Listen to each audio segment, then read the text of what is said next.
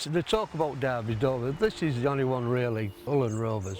This is more than just a game, it is an occasion. There's no other game like the derby. What an atmosphere here. Will there be more delightful Kingston Rovers? All Hull cause a big upset. They drink Guinness because it's black and white. And I reckon the Hull KR fans will be drinking fruit cider. We're only stuck by one bridge, aren't we? There's a bridge, that's it. And you are either black and white or red and white. There's no in between. Two teams, one city. Massive for both sets of fans. They wouldn't save the opposition fans at work, no? No. Split families. My sister, she married a Rover supporter. My dad wasn't happy. Historically, it was always the biggest trophy to win. 39 years and we had a cup tie against them in the Challenge Cup. The only time we've ever won it in our great history, Hull at Wembley in a derby.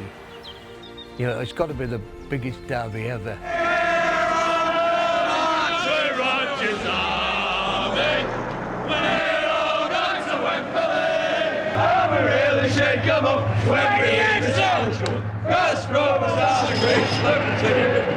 Yeah, I remember going down early morning, going taxi to the station and going down Hessel Road, and every shop was in black and white bunting, black and white scarves, flags, messages painted on the windows of the shops and pubs. And I'm sure the east side of Hull will be the same in red and white. 80s coaches, no toilets on them, and the beer was stacked up high down the middle of the coach. It was quite emotional in some ways because everybody was just on the way to the station or going to get buses. It was a massive event. Living Hull was fabulous, actually. There was, always remember, there was a sign over the M62 on one of the flyovers saying, "The last person out of Hull, please turn the lights off." But it was an unbelievable, fabulous occasion for the city. For the 3 weeks before Wembley, it was just chaos around the town. Everything was just geared to, to Wembley, and everywhere you went, no matter where you went, it was just talk about this game. It really lit the city up. Leaving Craven Park, there was hundreds and hundreds of supporters, and you thought there was only one thing we had to do was win it. This was on the way to Wembley and going down Wembley Way, and we sang and sang. I think it was just to get rid of a bit of nerves, because it was an all-win game, wasn't it? The losers, I don't know how they felt. They must have felt shocking, but we felt fantastic after it. Look at this, everybody around and coming. It was iconic, wasn't it?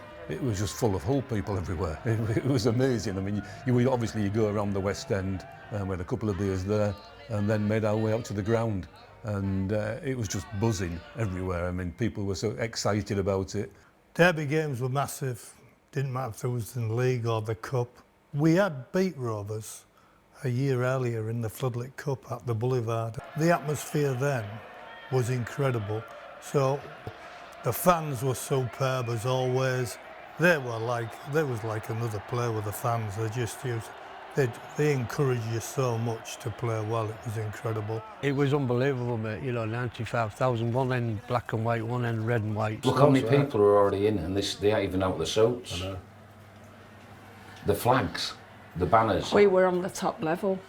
Who was behind the sticks? I was behind the sticks, just around there. You couldn't fall over, could you? Because there was that many people. No, it was like that. No. So it was quite a good social thing for the city as well. It was a magnificent occasion. I mean, 90-odd thousand there, just short of 100,000, I believe.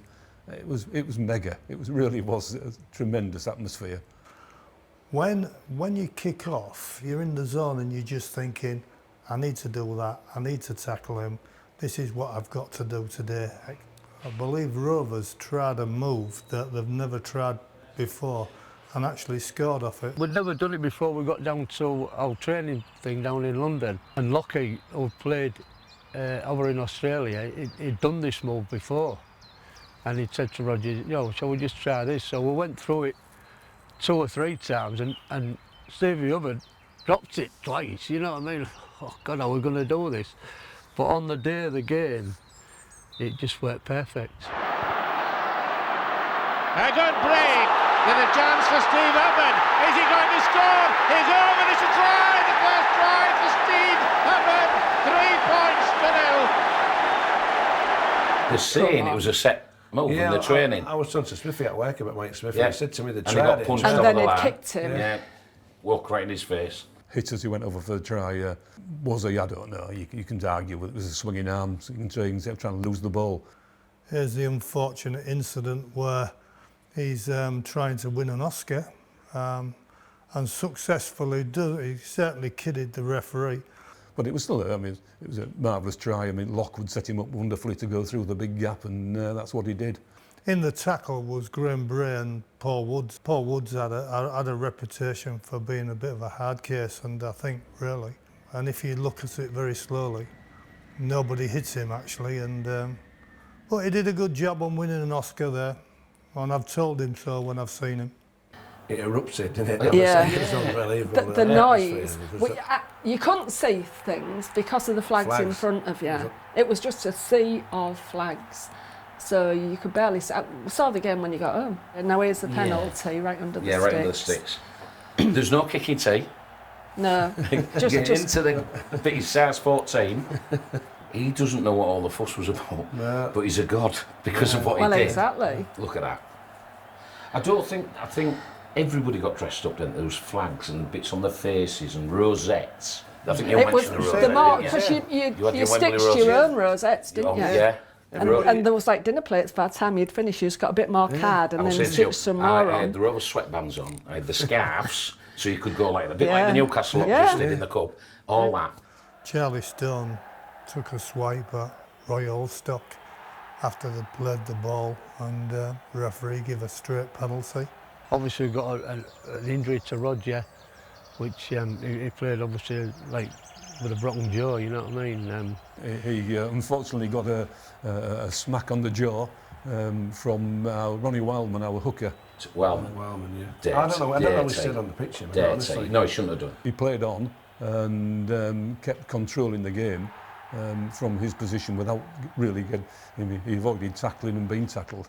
Well, he was such a brave man, you know, and he won't go off, and he'd have had to break both his legs, I think, to get him off, you know.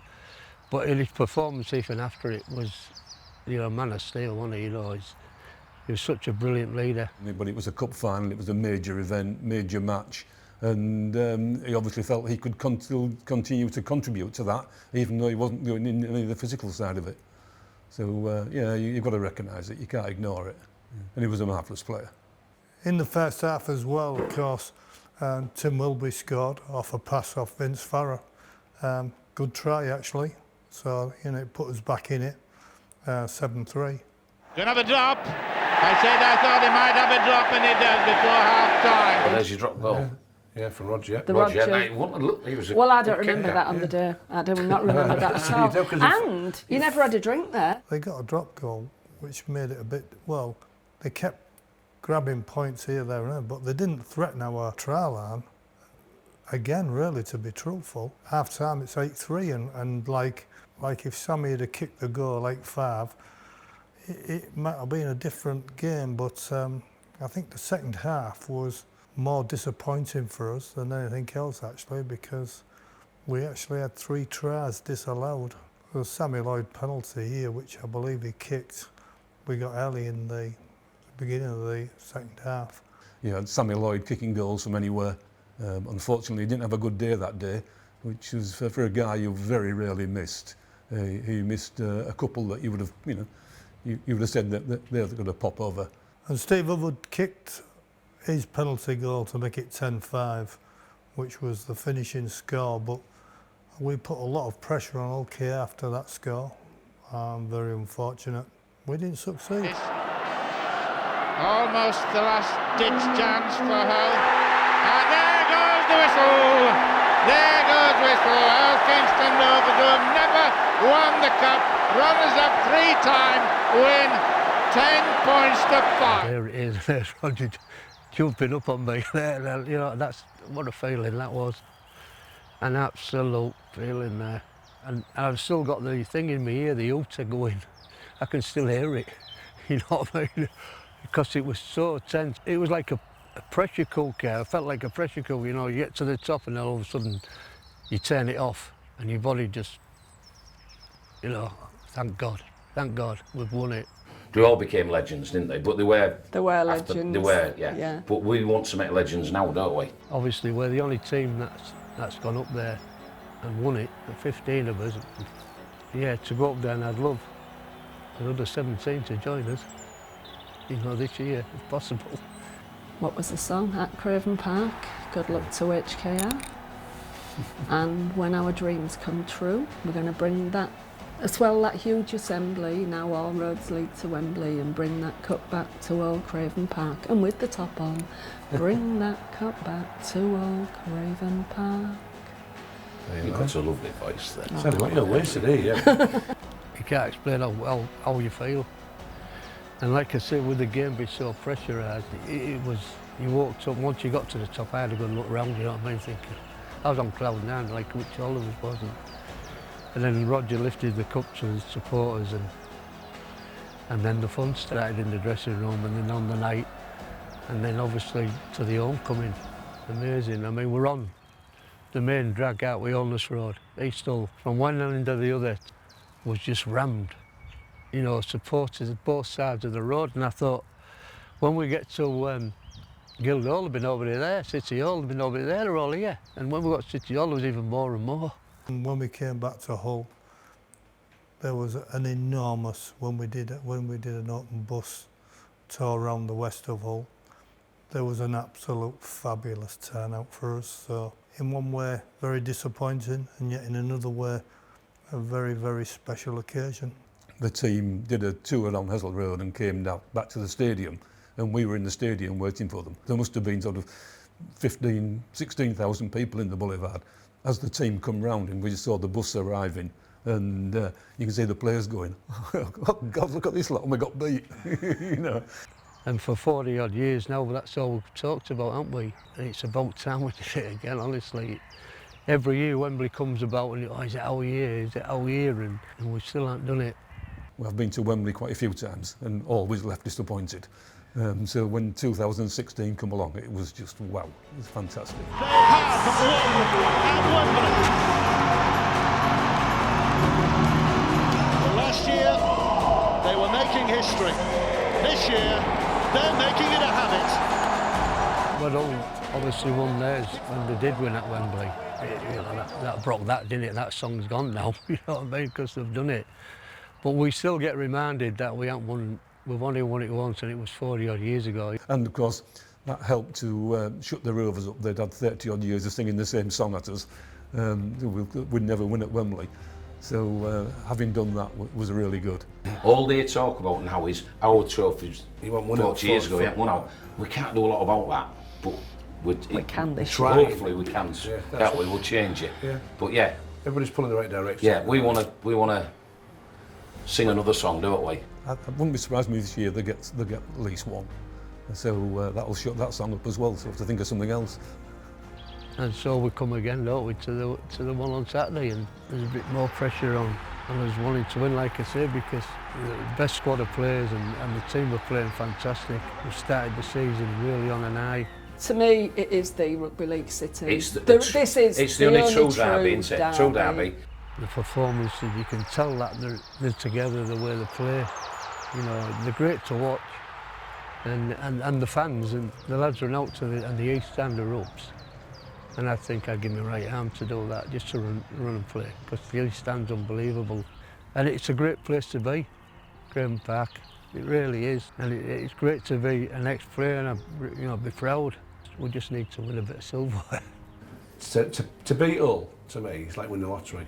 I mean, Hull getting where they are this year and sort of resurrecting themselves a little bit after 2 or 3 or 4 years in the dumps is great, and it's certainly. And then with both first and second in the league, you've got to say it's suddenly buzzing everywhere, and everybody's talking about it, whether they're Rugby League fans or not. I'm quite happy that Hull are playing better than they did last year. Yeah. As long as we win. Yeah. But I'm quite happy that they're playing better. And who'd have thought we'd be first and second in the league? This is a special occasion this weekend. The atmosphere is going to be superb. An epic clash, you feel, between these two sides. I'll be smiling Saturday night. Well, if I'm not smiling, if they deserve to win, that's fine. Well, it's the magic of the Cup, but it's also the magic of derby games. Nothing's ever goes to form. Rovers will be the favourites. You'd expect them to win by 10, 15 points on a coupon. but in the cup anything can happen, so you don't give up hope. The biggest thing, I think, it's the finest game on earth. There is not a better game than rugby league.